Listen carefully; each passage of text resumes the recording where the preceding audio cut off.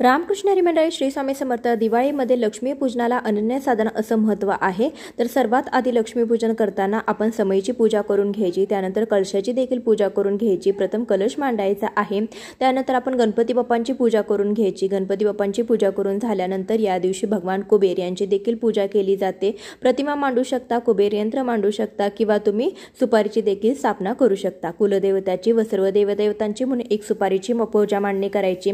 लक्ष्मी मातेच्या मूर्तीची देखील पूजा करून घ्यायची. याशिवाय तुमच्याकडे श्रीयंत्र असेल तर श्रीयंत्राची पूजा देखील या दिवशी अवश्य करायची आहे. मातीच्या 5 सुगडीमध्ये आपण धान्य, बत्तासे, लाह्या, नाणी याची देखील पूजा करून घ्यायची आहे. पूजेमध्ये तुम्ही लक्ष्मीकारक वस्तू देखील वापरायच्या आहेत. या दिवशी धनाची म्हणजे पैशाची, दागिन्यांची पूजा केली जाते. केसुनीची पूजा देखील अवश्य करायची आहे. पूजेमध्ये लाह्या, धने व्हायची, मिठाची पूजा करायची. योग्य रीतीने मंत्रासहित पूजा कशी करावी याचा सविस्तर व्हिडिओ चॅनलवरती आहे, नक्की पहा, खाली लिंक दिली आहे.